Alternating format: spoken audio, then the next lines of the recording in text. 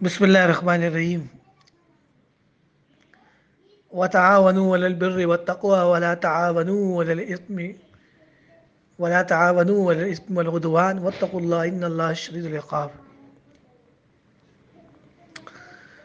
ابھی حال میں ہی سعودی عرب نے تبلیغی جماعت کے اوپر پابندی کا اعلان کیا ہے، اور اس قسم کی پابندیوں کا اعلان پہلے بھی ہو چکا ہے۔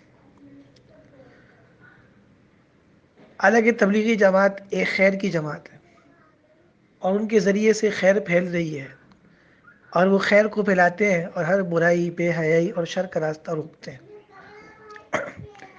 اہل حق کی جماعت ہے تبلیغی جماعت، اور اس کی بنیاد ہمارے بزرگوں نے رکھی ہے، مولانا ریاض رحمۃ اللہ علیہ اور ان کے ہم رواں اور ہم اثر بزرگوں نے۔ تبلیغی جماعت کا کام خالصتاً صرف یہ ہے کہ وہ اللہ کی رضا کے لیے لوگوں کو دین کی طرف بلاتے ہیں اور گناہوں سے روکتے ہیں۔ بڑے بڑے شرابی اور زانی، خدا کے نافرمان تبلیغی جماعت والوں کی دعوت سے صحیح ہو گئے اور دین کی طرف آ گئے، اور اس کے بعد ان کی داڑیاں ہو گئی، ان کے گھروں میں پردے ہو گئے اور دین پہ چلنے والے بن گئے۔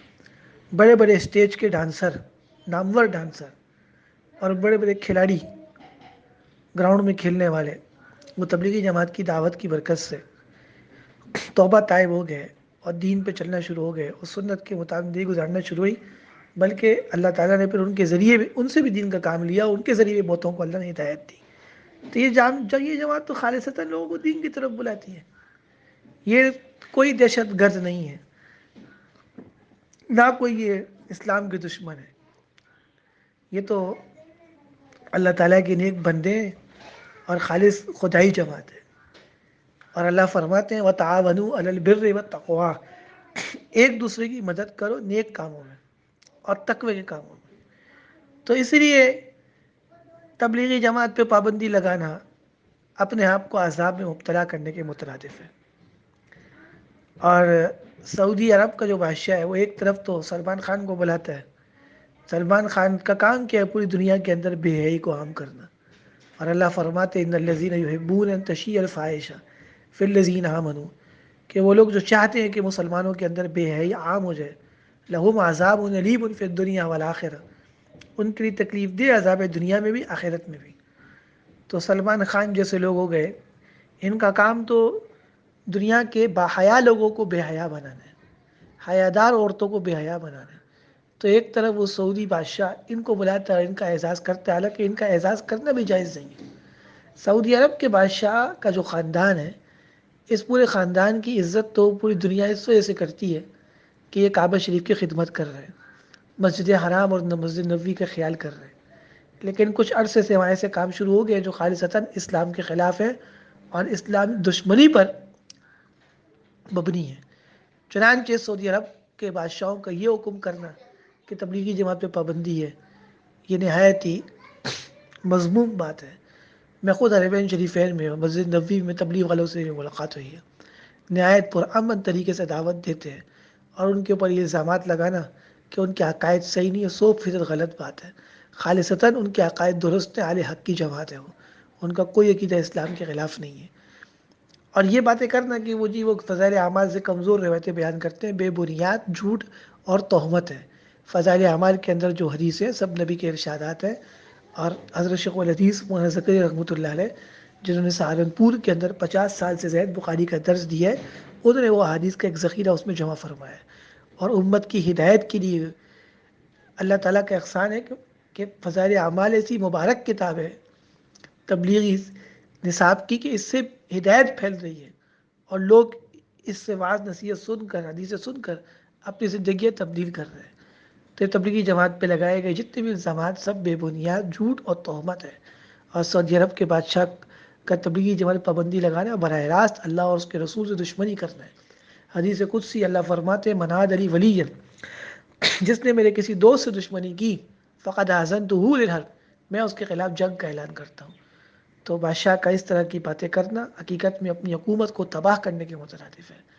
جو دین والوں کے راستے روکتے ہیں، اللہ ان کی حکومت سلطنت تباہ کر دیتے ہیں۔ اس کو معلوم ہونا چاہیے اس بادشاہ کو کہ یہی عرب تھا، اور یہاں ابو جہل ایک زمانے میں سردار ہوا کرتا تھا، اور یہی عرب تھا، امیہ ابن خلف سردار ہوا کرتا تھا، اور یہ سب لوگ رسول اللہ صلی اللہ علیہ وسلم کے خلاف کھڑے ہوئے تھے۔ ان کے پاس مال بھی تھا، طاقت بھی تھی، اور ان کی فوج بھی زیادہ تھی. آج صلی اللہ علیہ وسلم کے پاس طاقت نہیں تھی. آج صلی اللہ علیہ وسلم کا معلوم بتا اتنا زیادہ نہیں تھا، لیکن اللہ کی مدد ساتھ تھی.